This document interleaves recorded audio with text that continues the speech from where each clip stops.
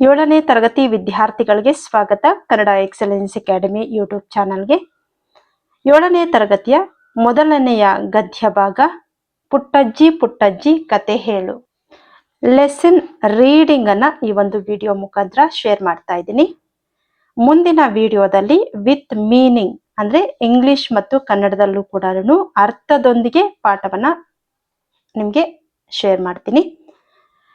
ಈ ಒಂದು ವಿಡಿಯೋದಲ್ಲಿ in this video we are going to read the lesson. In the next video we are going to know about the lesson with English meaning.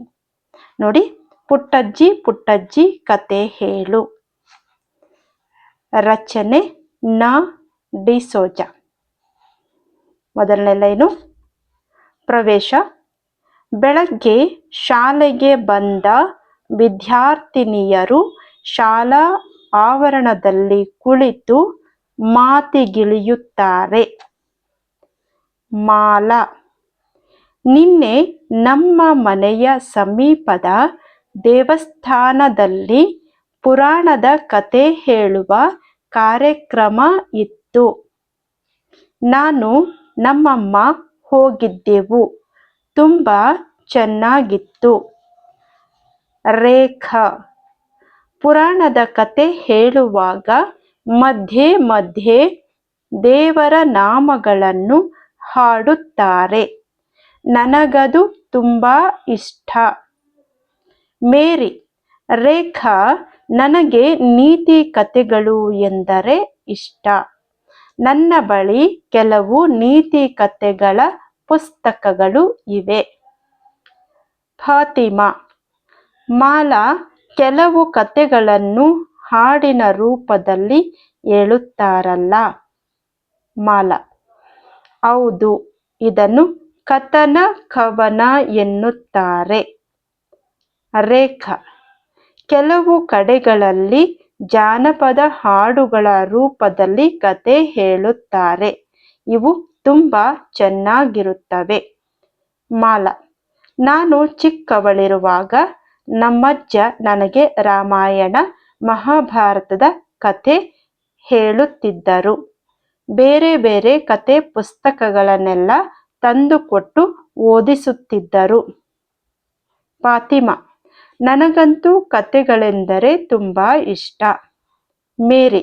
ನನಗೂ ಅಷ್ಟೆ. ವಿದ್ಯಾರ್ಥಿನಿಯರು ಮಾತನಾಡುತ್ತಿರುವಾಗ ಅಲ್ಲಿಗೆ ಬಂದ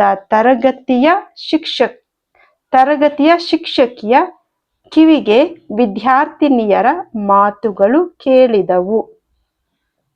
ಶಿಕ್ಷಕಿ. ನಿಮಗೆಲ್ಲ ಕತೆಗಳೆಂದರೆ ಅಷ್ಟೊಂದು ಇಷ್ಟವೇ?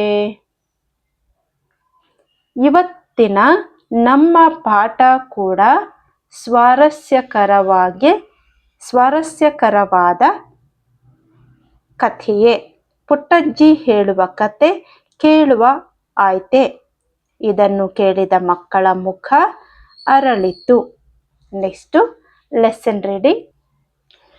ಪುಟ್ಟಜ್ಜಿ ಪುಟ್ಟಜ್ಜಿ ಕತೆ ಹೇಳು ಅಂದರೆ, ಬಾ ಮಗ ಹೇಳ್ತೀನಿ ಒಳ್ಳೆದೊಂದು ಕತೆಯ ಅಂತಾಳೆ ಪುಟ್ಟಜ್ಜಿ.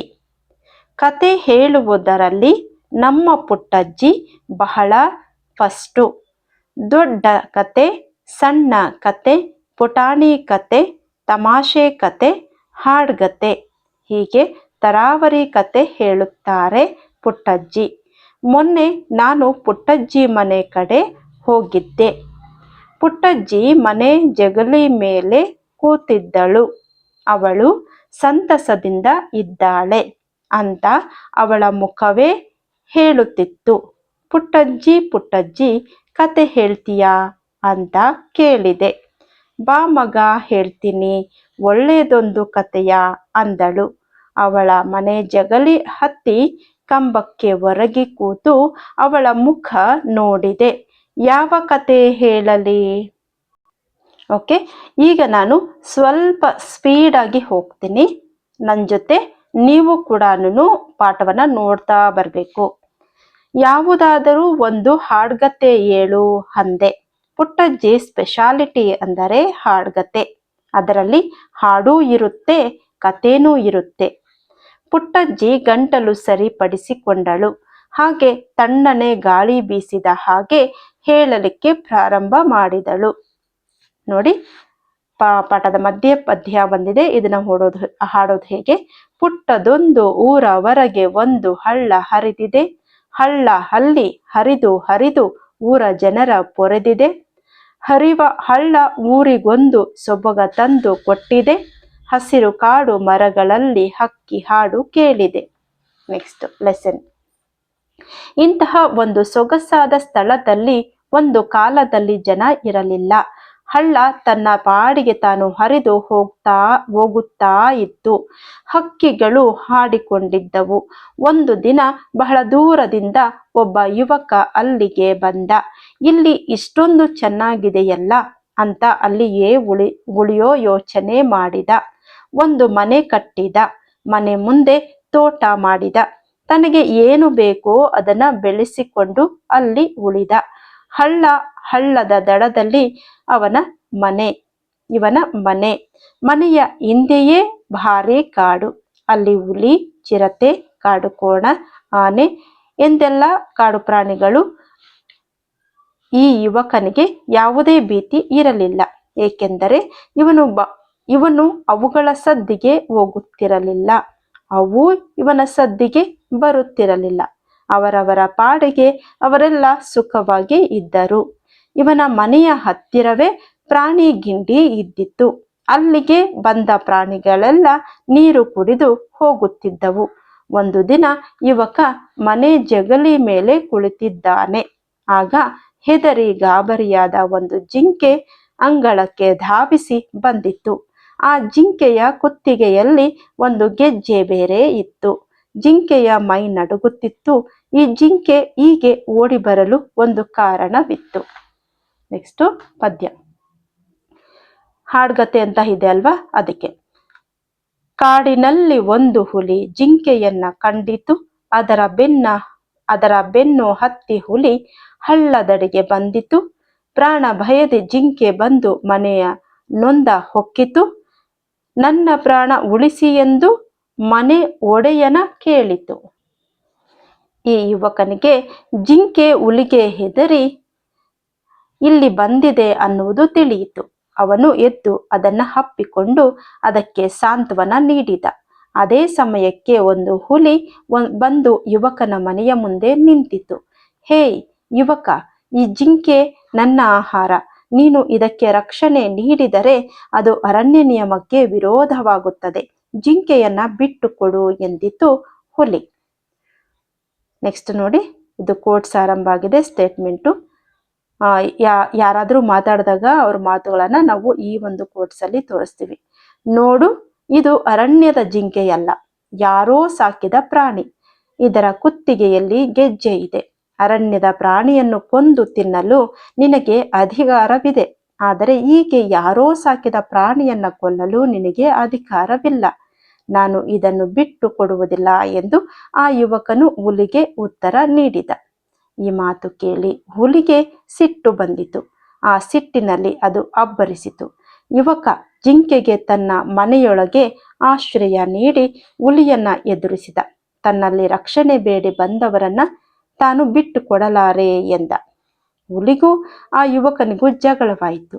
ಹುಲಿ ಯುವಕನನ್ನ ಸಿಕ್ಕಲ್ಲಿ ಕಚ್ಚಿತು, ಗಾಯ ಮಾಡಿತು. ಕಷ್ಟಪಟ್ಟು ಬದುಕು ಸಾಗಿಸುತ್ತಿದ್ದ ಯುವಕ ಸೋಲಲಿಲ್ಲ. ಹುಲಿ ಕೊನೆಗೆ ಸೋತು ಪಲಾಯನ ಪಟ್ಟಿಸಿತು. ಮತ್ತೆ ನಾನು ನಿನ್ನ ಸಹವಾಸಕ್ಕೆ ಬರುವುದಿಲ್ಲ ಅಂದಿತು ಹುಲಿ. ಅದಕ್ಕೂ ಹೊಡೆದು ಬಡಿದು ಗಾಯ ಮಾಡಿದ್ದ ಜಿಂಕೆ ಯುವಕನ ಸ್ಥಿತಿಯನ್ನ ನೋಡಿತು. ಪಾಪ, ಅದು ಮರುಗಿತು. ನನ್ನನ್ನ ಉಳಿಸಲು ಹೋಗಿ ನಿನಗೆ ಹೀಗಾಯಿತೇ ಎಂದು ಕಣ್ಣೀರು ಸುರಿಸಿತು. ಹಾಗೆಯೇ ಕಾಡಿಗೆ ಹೋಗಿ, ನೋಡಿ ಹಾಡ್ಗತೆ ಇದು. ಸೊಪ್ಪು ಸದೆ ಬೇರು ತೊಗಟೆ ಎಲ್ಲವನ್ನು ತಂದಿತು. ಅರೆದು ಕುಟ್ಟಿ ಮದ್ದು ಮಾಡಿ ಗಾಯಗಳಿಗೆ ಹಚ್ಚಿತು. ಗಾಯಮಾಗಿ ಅವನು ಮತ್ತೆ ಎದ್ದು ನಡೆಯತೊಡಗಿದ. ಇದನ್ನು ಕಂಡು ಜಿಂಕೆಗಾಯ್ತು ಅಪರಿಮಿತ ಆನಂದ.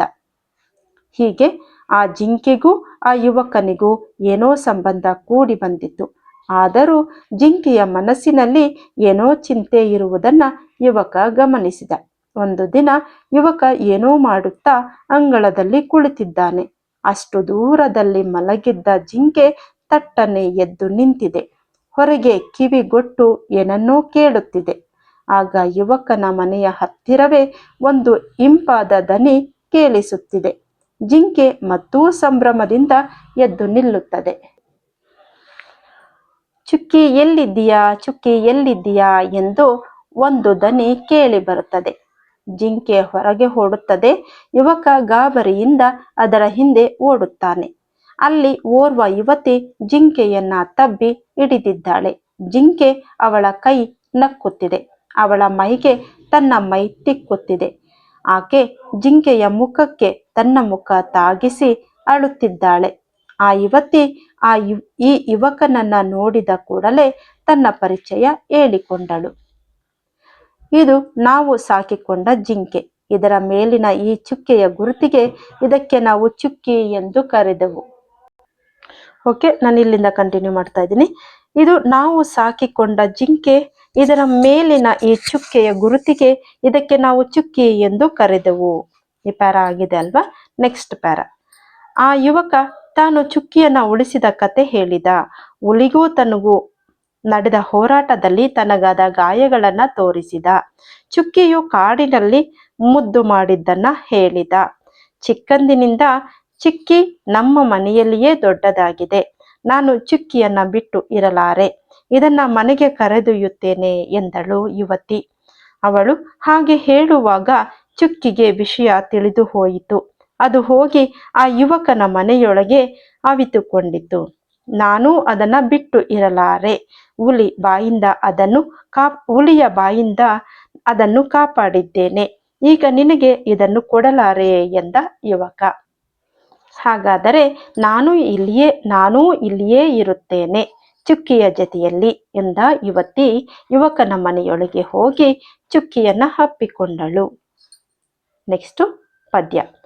ಚುಕ್ಕಿ ಎಂಬ ಜಿಂಕೆ ಪಾಪ ಹುಲಿಯ ಕಣ್ಗೆ ಬಿದ್ದಿತು. ಯುವಕನೊಬ್ಬ ಅದನ್ನು ಉಳಿಸಿ ಮನೆಯಲ್ಲಿರಿಸಿ ಸಾಕಿದ.